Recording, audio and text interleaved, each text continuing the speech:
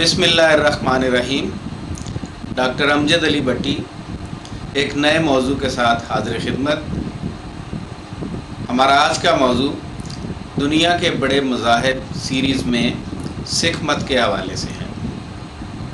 تو آئیے اپنی بات کا آغاز کرتے ہیں۔ ہم دیکھتے ہیں کہ وقت گزرنے کے ساتھ ساتھ مذاہب اپنی شناخت تبدیل کرتے رہتے ہیں۔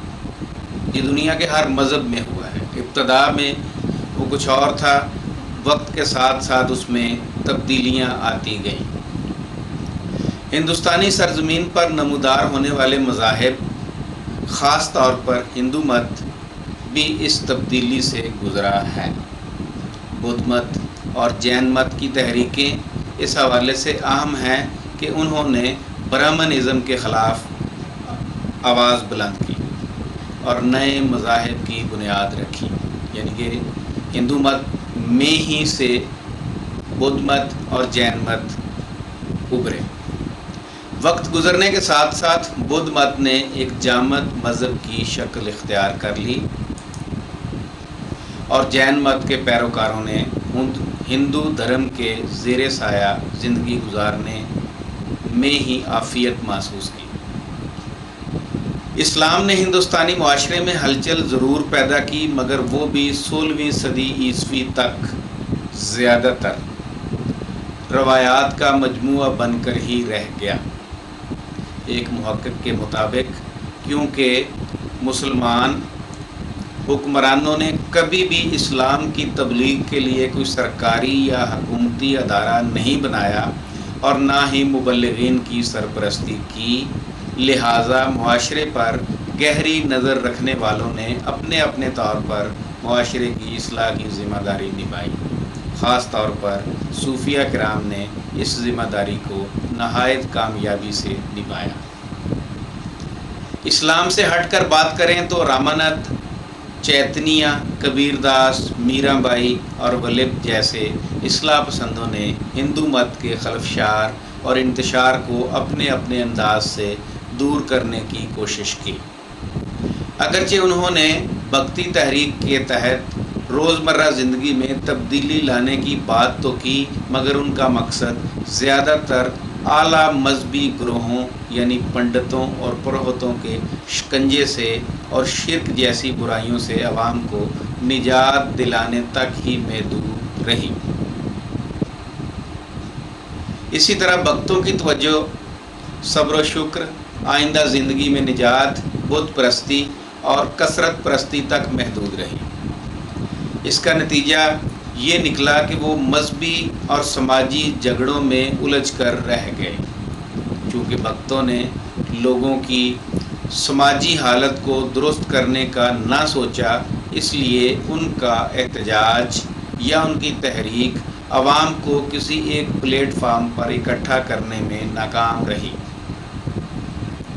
حالانکہ ہندوستانی سماج میں ان کی شاخیں اور فرقے جگہ جگہ پھیلے ہوئے تھے، وہ ہندوستانی سماج میں کوئی مستقل مقام نہ بنا سکے، لوگوں میں کوئی ایسا جدید قومی شعور بیدار نہ کر سکے جس کی بنیاد پر اعلیٰ و ادنیٰ کو یکجا کیا جا سکتا۔ 15ویں صدی عیسوی کے آتے آتے بیرونی حملہ آوروں کے لگاتار حملوں نے انسانیت کو مجروح اور پریشان کیا ہوا تھا۔ لوگ اپنے اپنے مذاہب کی بنیادی تعلیمات کو بھول کر توہم پرستی میں غرق ہو چکے تھے۔ ایک دوسرے کے عقیدے کو جھٹلانا اور باہم خون خرابے میں مشغول رہنا ان کا معمول بن چکا تھا۔ انسانیت کی اعلیٰ اقدار، سچائی، خیر و فلاح کا ذکر قصہ پارینہ بن کر رہ گئے تھے۔ مسلمان تو کجا، ہندو بھی بے شمار فرقوں میں منقسم ہو چکے تھے، بلکہ سب ہی خدا کو بھولے بیٹھے تھے۔ ان حالات میں سکھ مت کے بانی گرو نانک جی کا جنم ہوا۔ وہ 1469 میں ضلع شیخو پورہ، جو کہ اب ضلع ننکانہ صاحب ہے، ایک گاؤں تلونڈی میں پیدا ہوئے۔ گرو نانک کی مجروح روح کو حقیقت اور سچائی کی تلاش تھی۔ ان کی یہ سچائی نہ ملاؤں کے پاس تھی اور نہ ہی برہمنوں کے پاس، اس کا سراغ ملتا تھا۔ گرو نانک مروجہ اخلاقی ضابطوں اور اخلاقی اقدار کی پستی سے دل برداشتہ تھے۔ انہوں نے اس وقت کی سیاست، معاشرت اور سماج کا گہری نظر سے مشاہدہ کیا۔ ان کے یہی مشاہدات سکھ مذہب کی بنیاد بنے۔ بابا گرو نانک نے اپنی تعلیمات کی بنیاد تمام مذاہب کی اچھی باتوں پر رکھی اور آہستہ آہستہ سکھ مت ایک منفرد مذہب بن گیا۔ انسان دوست ہونے کے ناطے بابا جی گرو نانک ہندوستان کے روایتی سادھو نہ بن سکے۔ انہوں نے اپنی زندگی کا زیادہ وقت عام گھریلو انسان کی طرح گزارا اور سچ تک رسائی کے بعد جب گھر لوٹے تو پہاڑوں یا جنگلوں کی بجائے اپنا ٹھکانہ لوگوں کے درمیان یعنی کرتارپور کی گہما گہمی کو بنایا۔ گناہ گاروں کے نجات دہندہ اور معصوموں کے محافظ بننے کی بجائے انہوں نے عام انسان کی اصلاح کا بیڑا اٹھایا۔ بابا جی گرو نانک ایک حساس انسان تھے۔ وہ ان چیزوں سے منہ پھیر کر نہیں گزر سکتے تھے جنہیں اس وقت کی اخلاقی، سماجی اور سیاسی اقدار نے بے حیثیت کر رکھا تھا۔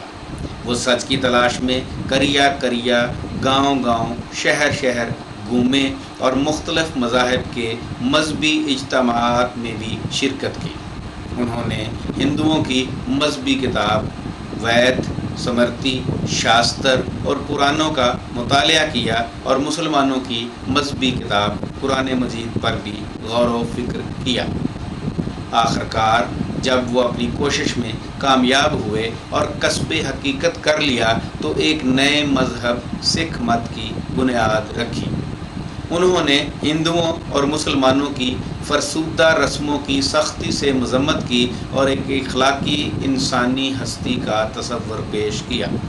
کیونکہ وہ ایک سماجی انقلاب کے خواہاں اور مبلغ تھے، اس لیے انہوں نے تعصب سے پاک سماجی نظریات کی تعلیم دی۔ ان کے فلسفہ کے مطابق ایک مثالی انسان بے خوف اور اعلیٰ اخلاقی اقدار کا حامل ہوتا ہے۔ بابا جی کا محترم انسان ذات پات اور رنگ و نسل کے فرق سے بالا تر ہو کر سوچتا ہے۔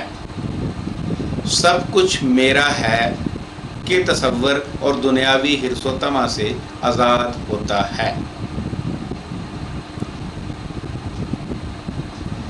جیسا کہ زوال پذیر سماج میں ہوتا ہے، انسان اپنی تخلیقی صلاحیتیں ضائع کر دیتا ہے۔ اس کے ذہن پر رسم و رواج کا پہرا لگ جاتا ہے جس کے باعث وہ چلتی پھرتی مشین بن کر رہ جاتا ہے۔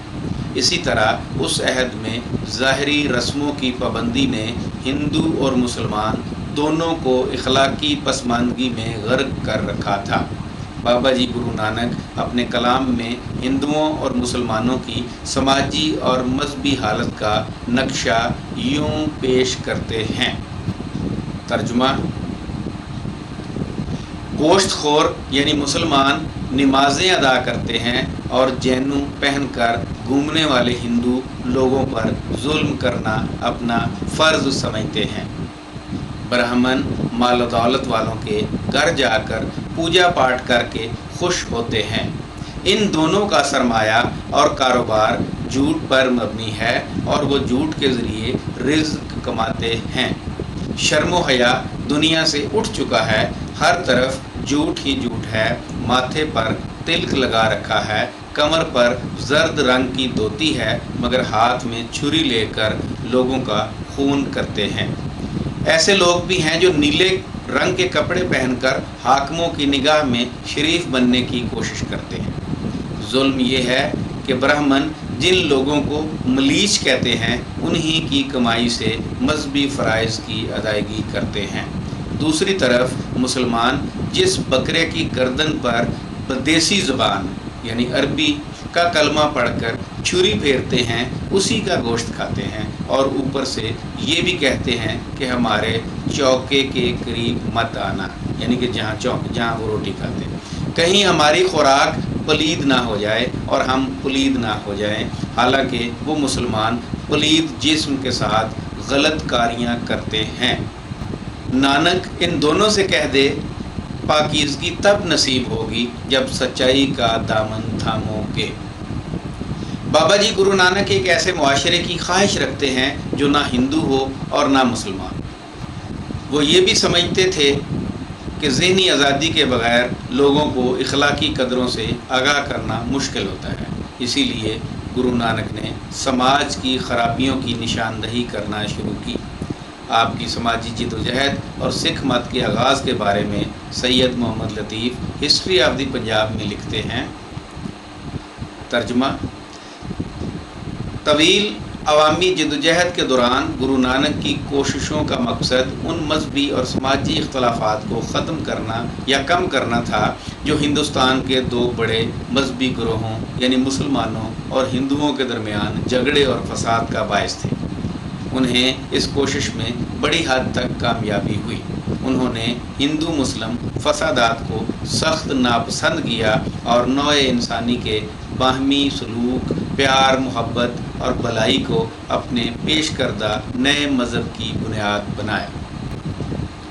بھگتوں اور صوفیوں کی طرح بابا جی گرو نانک نے رب سے محبت کو انسان کا مقصد حیات قرار دیا۔ انہوں نے ذات پات اور ظاہری رسم و رواج کی مخالفت کی۔ سماج کی اخلاقی بیماریوں اور غلطیوں کا احساس اور ان کو دور کرنے کی فکر ان کے وجدان کا ایک لازمی حصہ تھی۔ یوں گرو نانک کے قائم کردہ مذہبی فرقے کی بنیاد دو اصولوں یعنی خدا کی وحدانیت اور انسانی بھائی چارے پر استوار کی گئی۔ اپنی تعلیمات میں انہوں نے ذات پات، چھوت چھات اور سماجی عدم مساوات کو غیر انسانی قرار دیا۔ مختلف ذاتوں کے لیے مختلف دھرموں کا تصور جھوٹ قرار دیا۔ انہوں نے سب کے لیے ایک ہی مذہب کی تعلیم دی اور وہ مذہب تھا انسانیت۔ ذاتوں اور فرقوں میں تقسیم ہندوستانی سماج کے لیے مساوات کا یہ درس انقلاب کی حیثیت رکھتا تھا۔ انہوں نے ایک مسلمان حاکم کو غیر مسلم رعایا اور ایک اچھوت کو ایک مقدس برہمن کے برابر درجہ دیا۔ انہوں نے اپنی بات یہاں سے شروع کی کہ یہ ذات پات کی تفریق انسانوں کی اپنی پیدا کرتا ہے، کیونکہ رب کی کوئی ذات نہیں، لہٰذا اس کی مخلوق کی بھی کوئی ذات نہیں ہونی چاہیے۔ فرماتے ہیں مفہوم اس کا یہ ہے، یعنی خدا کی کوئی ذات نہیں۔ اپنے آپ کو عظیم کہنے سے کوئی خدا کی نظر میں عظیم نہیں ہوتا۔ اس کی عدالت میں ذات اور پیدائش خاطر میں نہیں لائے جاتے، بلکہ ذات کو بلندی و عظمت اعمال کے باعث حاصل ہوتی ہے۔ ذات پات کی نفی کا ایک اور انداز ملاحظہ ہو، یعنی ذات میں کیا رکھا ہے، سچ کی پہچان ہونی چاہیے۔ جو ذات پات والا مورا کھائے وہی مرے گا۔ اسی طرح ایک اور جگہ فرماتے ہیں اپنی ذات کی پہچان کرو اور ذات پات کو چھوڑو، کیونکہ موت کے بعد ذات کو نہیں پوچھا جائے گا۔ اسی طرح گرو نانک انسانی مساوات کا درس یوں دیتے ہیں، یعنی سب عظیم المرتبہ ہیں، مجھے کوئی کم ذات دکھائی نہیں دیتا۔ رب نے ہی سب کو خوبصورت تخلیق کیا ہے اور سب ایک ہی روشنی کی کرنیں ہیں۔ اس روشنی کی حقیقت اس کی رحمت کے سبب ملتی ہے اور اس کے کرم کو کوئی نہیں مٹا سکتا۔ رب کے نزدیک ذات پات کی کوئی حیثیت نہیں۔ ایک جگہ لکھتے ہیں ذات پات کا سوال فضول محض ہے، ذات پات پر فخر بے معنی ہے۔ جب تمام مخلوق کا سہارا رب کی ذات ہے تو پھر اگر کوئی خود کو مقتدر خیال کرتا ہے تو اسے یہ بھی یاد رکھنا چاہیے کہ رب کے نزدیک اس کی کیا حیثیت ہے۔ بابا جی فرماتے ہیں رب کے ہاں ذات پات نہیں بلکہ انسان کے اعمال دیکھے جائیں گے، لہٰذا انسان کو یہ فضول باتیں نہیں کرنی چاہیے۔ اگر انسان پھر بھی باز نہیں آتا پھر اس کی رب کے سامنے رسوائی ہوگی۔ بابا جی گرو نانک ایک اور مقام پر ذات پات کی نفی یوں بیان کرتے ہیں، یعنی کوئی شخص اپنی ذات کا گمنڈ نہ کرے، جو خدا کی پہچان کر لے وہی معزز ہے۔ اے بے وقوف، تو ذات کا گمنڈ نہ کر، اس گمنڈ کے نتیجے میں خرابی ہے۔ لوگ کئی فرقوں اور اقوام میں تقسیم ہیں، لیکن سب کی مالک و خالق رب کی ذات ہے۔ ساری دنیا کی تخلیق ایک ہی مٹی سے ہوئی ہے اور خالق نے مختلف صورتیں بنائی ہیں۔ ہر جسم کے 5 عناصر ترکیبی ہیں۔ کون کہہ سکتا ہے کہ کس میں کون سا عنصر شامل نہیں؟ تمام انسان برابر ہیں۔ کلام نانک میں بہت سارے بھگتوں کے سنتوں کا کلام موجود ہے۔ بھگت کبیر کی یہ چند اشعار ذات پات کے حوالے سے کہ انہوں نے کیسے اس کی نفی کی، ملاحظہ کیجیے۔ یعنی اے پنڈت، جب تو اپنی ماں کے پیٹ میں تھا اس وقت تو اپنی ذات نہیں پہچانتا تھا۔ تمام مخلوق خدا کے نور سے پیدا ہوئی ہے۔ اے پنڈت، ہمیں یہ تو بتا کہ تو کب سے برہمن ہے اور ہم کب سے شودر؟ تو ایسے ہی خود کو برہمن کہہ کر وقت ضائع کر رہا ہے۔ اگر تو واقعی برہمن ہے اور ہم سے اعلیٰ ہے تو ہم سے منفرد طریقے سے کیوں پیدا نہیں ہوا؟ ہم تو اسے برہمن کہتے ہیں جسے خدا کا قرب حاصل ہو۔ اس پس منظر میں بابا جی نے اپنا رشتہ نیچ ذات والوں سے جوڑا ہے۔ فرماتے ہیں، نیچ ذاتوں میں جو سب سے نیچ ذات ہے اور اس سے بھی جو نیچ ذات ہے، نانک اس کے ساتھ رہنا چاہتا ہے۔ وہ اعلیٰ ذات سے کنارہ کشی کرتا ہے، کیونکہ جہاں نیچ ذات رہتے ہیں رب کی نظر کرم بھی وہاں پڑتی۔ بابا جی گرو نانک کوئی سیاسی رہنما نہ تھے، وہ تو صرف لوگوں کے دکھ درد دیکھ کر ہر وقت غمزدہ رہنے والے حساس انسان تھے۔ وہ اپنے دور کی حکومتوں اور ان کے کارندوں کی نااہلی سے افسردہ رہتے تھے۔ ان سے یہ دکھ برداشت نہیں ہوتا تھا کہ لوگوں کی خون پسینے کی کمائی سے حکمران طبقہ ناجائز منافع خوری کر کے اپنی تجوریاں برتا رہے اور لوگ بے بسی سے ان کا منہ تکتے رہیں۔ حکمرانوں اور ان کے کارندوں کے متعلق بابا جی گرو نانک کی سیاسی آگہی ملاحظہ ہو۔ مفہوم یہ کہ ہرن، شاہین اور مقامی افسروں کو تربیت یافتہ کہا جاتا ہے، دراصل یہ جس کے خادم ہوتے ہیں انہیں ہی محکوم بنا لیتے ہیں۔ بابا جی کہتے ہیں، کوئی بات نہیں، اس جہان میں نہ صحیح، موت کے بعد ہی صحیح یہ سمجھ جائیں گے جب اگلے جہان ان کی کوئی قدر و قیمت نہ ہوگی۔ وہاں حقیقی عالم اور دانشور وہی ہوگا جس نے خدا سے لو لگائی ہوگی۔ درخت کی جڑیں جس قدر گہری ہوں گی اتنا ہی اس کا سایہ گھنا ہوگا۔ مفہوم یہ کہ جس بادشاہ کا عوام سے رشتہ مضبوط ہوگا وہ لوگوں کی اتنی ہی زیادہ خدمت کرے گا، مگر یہاں تو حکومتی اہلکار اور امراء کو غفلت کی نیند سوئے ہوئے ہیں، ان کا رویہ شیروں جیسا ہے اور اہلکاروں کا کتوں جیسا، مگر دونوں عوام کو ناجائز تنگ کر رہے ہیں۔ خود تو مزے کی نیند سوتے ہیں لیکن عوام بے چین و بے تاب ہے۔ وہ ایسے ہی لوگوں کو خون خوار درندوں کی طرح ناخنوں سے زخمی کرتے رہتے ہیں۔ یاد رکھو، جب رب کے حضور حاضری ہوگی، اعمال کی پرسش ہوگی، تو ایسے حکمرانوں اور ان کے وزراء اور مشیروں کو سخت ندامت اور شرمساری کا سامنا کرنا پڑے گا۔ بابا جی گرو نانک کا رشتہ چونکہ عوام سے تھا، اس لیے انہوں نے ہمیشہ عوام کی فلاح و بہبود کے بارے میں سوچا۔ انہوں نے لوگوں کے ارادے اور عمل میں تحرک پیدا کیا اور جامد رسموں اور اقدار سے پیچھا چھڑانا چاہا۔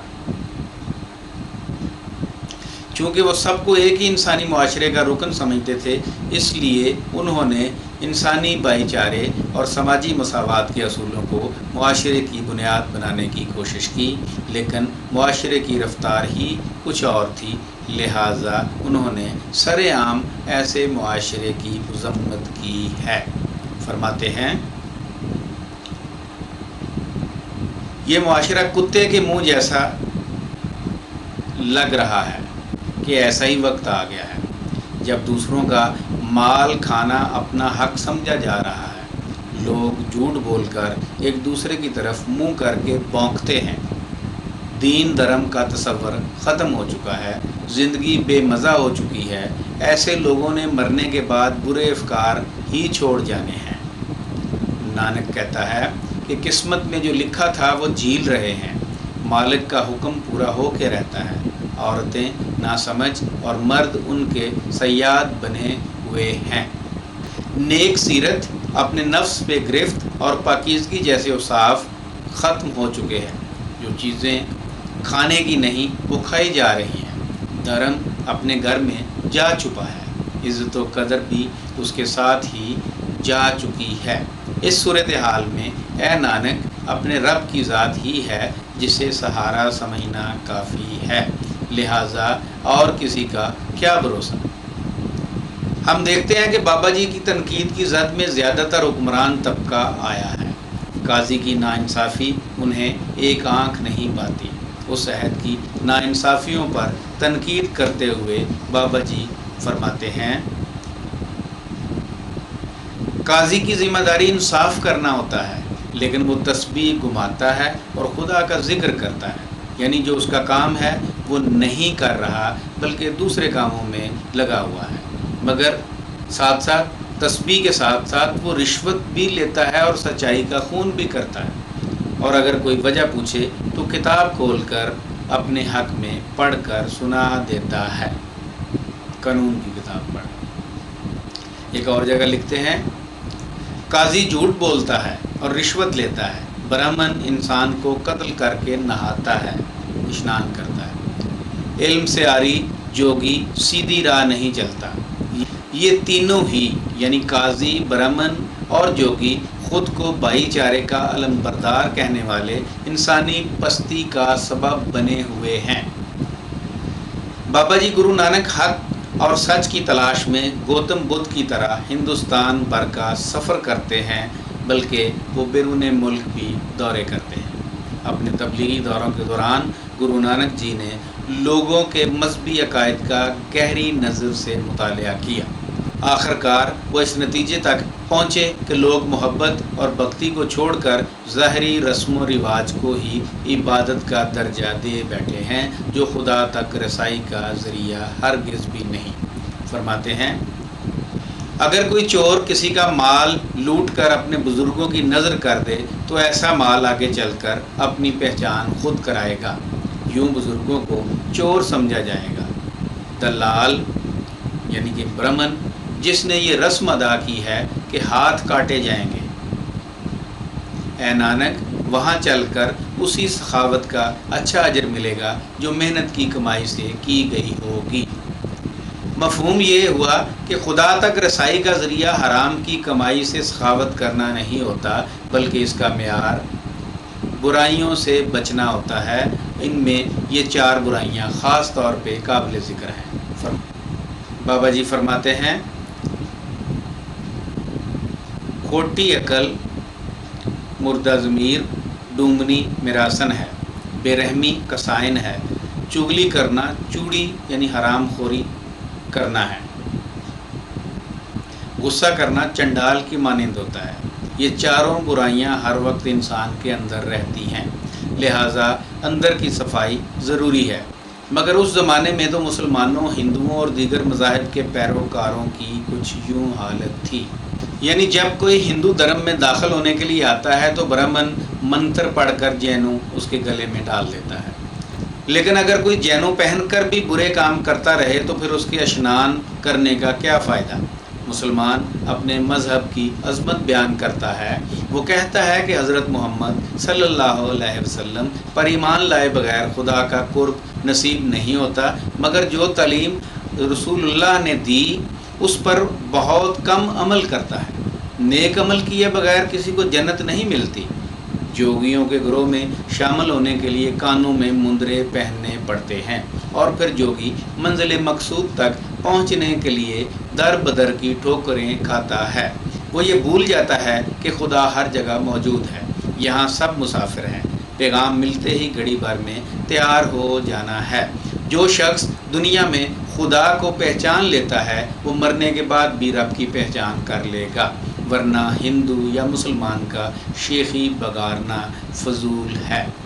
بابا جی گرو نانک کا خیال ہے کہ رنگ برنگے کپڑے پہننے سے انسان خدا تک رسائی حاصل نہیں کر سکتا، بلکہ سچے دل سے خدا کو یاد کرنا اور انسانیت کے لیے محبت، شفقت اور رحم و کرم ہی انسان کو ابدی حقیقت کا عرفان دے سکتا ہے۔ وہ جانتے تھے کہ انسان سماج یا معاشرے سے جدا ہو کر نہیں رہ سکتا۔ لکھتے ہیں، یعنی دھرم جوگی کے پیوند لگے کپڑے پہننے سے نہیں بنتا، نہ ہی ہاتھ میں عصا پکڑنے، جسم پر راکھ ملنے اور نہ ہی سر منڈوانے سے بنتا ہے۔ دھرم فقط لچھے دار گفتگو کرنے کا نام بھی نہیں۔ اصل دھرم سب کو ایک جیسا سمجھنا ہے۔ قبرستان میں بیٹھنے سے خدا نہیں ملتا اور نہ ہی دیس بدیس پھرنے اور تیرتھ نہانے سے خدا کی راہ ملتی ہے۔ دنیا میں مال و دولت سے بے نیاز رہ کر خدا کی تلاش کی جا سکتی ہے۔ سنگت چونکہ انسان میں خدمت اور اثار کا جذبہ پیدا کرتی ہے، لہٰذا گرو نانک جی نے سنگت یعنی اجتماع پر بہت زور دیا ہے۔ وہ ست سنگت کو ایسا سماج کہتے ہیں جہاں صرف ذات باری تعالیٰ کی حمد و ثنا کی جاتی ہے۔ سنگت ان کی تبلیغ کے لیے سماجی اصلاح کا ایک بنیادی ہتھیار بن گیا، اس لیے اس میں عام لنگر کا انتظام بھی کیا گیا۔ یہاں ذات پات، رنگ و نسل اور مذہب کی کوئی قید نہ تھی۔ لنگر میں مذہب و فرقے کی تفریق کے بغیر سب کو ایک جگہ پر کھانا کھلایا جاتا تھا۔ اس طرح بھوکوں کو کھانا کھلانا سکھوں کے مذہب کا حصہ بن گیا۔ اسی وجہ سے سکھ دھرم میں خیرات اور سماجی اشتراک کو بڑی اہمیت دی گئی ہے۔ بابا جی گرو نانک کے افکار نے ہندوستان کے باسیوں میں روحانی اور اخلاقی بیداری پیدا کی۔ انہوں نے مذہب میں فرقہ واریت پر شدید نکتہ چینی کی اور اپنے آپ کو کسی فرقے کے ساتھ نہیں جوڑا۔ بابا جی نے لوگوں کو سیدھا راستہ دکھایا۔ ان کے نزدیک صرف خدائے واحد ہے جو اول اور لائق ذکر ہے اور ہر جگہ موجود ہے۔ انہوں نے مذہب کے 3 گم شدہ راستے تلاش کیے، یعنی مذہب کی گم شدہ روح کو بازیاب کیا اور ہندوؤں کی 4 ذاتوں کو ایک میں ضم کر دیا، یعنی وہ ذات پات کے خلاف تھے۔ انہوں نے شاہ و گدا دونوں کو روحانی مساوات کا درس دیا اور انہیں ایک دوسرے کی عزت کرنا سکھایا۔ انہوں نے سب کو محبت کی راہ دکھائی، ایک ایسے مذہب کی راہ جو ظاہری رسم و رواج اور منافقت سے مبرہ ہو۔ کہا جاتا ہے کہ جنگ بادشاہ کے لیے ایسے کھیل کی طرح ہوتی ہے جس میں جیت ہار کوئی اہمیت نہیں رکھتی۔ مطلب یہ کہ جنگ کے نتیجے میں حکمران طبقہ ہمیشہ فائدے میں رہتا ہے، مگر یہی جنگ عوام کے لیے تباہی اور بربادی لاتی ہے۔ جنگ کے بعد شہنائیاں اور ڈول بجنے والے مقام پر جہاں کبھی عیش و عشرت کی زندگی بسر ہوتی تھی، وہاں کھنڈرات دکھائی دیتے ہیں۔ بادشاہوں کی دولت کی ہوس نے بہت سو کو گمراہ کیے رکھا، لیکن یہ مال و دولت انسان کے ساتھ اگلے جہان نہیں جائے گا۔ بابا جی نے حکمرانوں کو نصیحت کا جو انسان دوست انداز اپنایا، اس کی ایک مثال ملاحظہ ہو۔ یعنی عیش و عشرت کی زندگی گزارنے والے آج کہاں ہیں؟ وہ ہاتھی گھوڑوں کی طویل قطاریں، آرام دہ بستر آج کہاں ہیں؟ ہماری سمجھ میں تو یہی بات آتی ہے کہ یہاں بہت سو نے تاج و تخت کے مزے لوٹنے کے لیے ذلت کا سامنا کیا ہے۔ اے انسان، تو پھر بھی نہیں سمجھتا۔ بابا جی کہتے ہیں، حکمرانوں کا تو جنگ کے بعد بھی کچھ نہیں بگڑتا۔ بات تو ان بھوکے ننگے اور بے بس اور بے سہارا لوگوں کی ہے جن کے سروں سے چھت بھی چھن جاتی ہے اور عورتیں بیوہ ہو جاتی ہیں اور کچھ اپنے شوہروں کے انتظار میں بوڑھی ہو جاتی ہیں۔ بیرونی حملہ آوروں کے خلاف بابا جی کے لاشعور میں یہ بات گھر کر چکی تھی کہ ملکی تباہی کا یہ حملہ آور باعث ہیں۔ اکثر موقعوں پر انہوں نے ان لوٹ مار کرنے والوں کی برملا مذمت کی ہے، لیکن کبھی کبھی زیر لب کلمہ حق کہنے کا انداز بھی اپنایا ہے۔ فرماتے ہیں، انسان کے 5 دشمن ہیں، یعنی لالچ، غصہ، ہوس، وابستگی اور خودی نے اسے گھیرا ہوا ہے۔ وہ 5 ہیں اور میں تنہا، میں اپنے گھر بار مال و اسباب کی حفاظت کیسے کروں؟ میرا جسم کھنڈر بن چکا ہے، اس کے اندر مندر تھا جسے لوٹ لیا گیا ہے۔ یہ تو ایسا تھا جیسے اکیلی عورت کو گرفتار کر لیا گیا ہو۔ ہم دیکھتے ہیں کہ حملہ آوروں کی مذمت کرنے کی ایک وجہ مقامی حکمرانوں کا نااہل ہونا بھی تھا۔ بابا جی سمجھتے تھے کہ اگر مقامی حکمران کچھ کرنے کے اہل اور دیانتدار ہوتے تو بیرونی حملہ آوروں کو حملہ کرنے کی ہمت نہ ہوتی۔ اسی لیے انہوں نے مقامی حکمرانوں کو کور چشم کہا ہے۔ فرماتے ہیں یعنی اگر رہنما کور چشم ہو تو وہ دوسروں کو کیا راہ دکھائے گا؟ جو خود گم گشتہ منزل ہو وہ دوسروں کی کیوں کر رہنمائی کرے گا؟ اندھا تو اندھیرا ہی پھیلائے گا۔ گرو نانک جی نے جہاں سیاسی اور سماجی نظام پر تنقید کی، وہاں ان کی نگاہ عورت پر بھی پڑی جو رسم و رواج کی چکی میں پس رہی تھی۔ بابا جی کے زمانے میں عورتوں کی حالت بہت ابتر تھی۔ انہوں نے عورت کو اس کا جائز مقام دلوانے کی بھرپور کوشش کی۔ انہوں نے عوام کو عورت کے بلند مقام کا احساس دلوایا اور اس کے ساتھ نہ صرف ہمدردی سے پیش آنے کی تلقین کی بلکہ اس کے سماجی رتبے کی بلندی کے لیے جد و جہد بھی کی۔ فرماتے ہیں عورت کے بدن میں ہماری تجسیم ہوتی ہے، ہم عورت ہی سے جنم لیتے ہیں، عورت سے ہی ہماری منگنی ہوتی ہے، عورت سے ہی ہماری شادی ہوتی ہے، عورت کے توسط سے ہمارے رشتے ناطے قائم ہوتے ہیں، وہی نسل کو آگے بڑھانے کا سبب ہے۔ جب ایک عورت فوت ہو جائے تو دوسری تلاش کرتے ہیں، یعنی کہ ہم ایک بیوی فوت ہو جائے تو دوسری تلاش کرتے ہیں۔ ہم اس عورت کی عظمت سے کیسے انکار کر سکتے ہیں جس نے راجوں مہاراجوں کو جنم دیا؟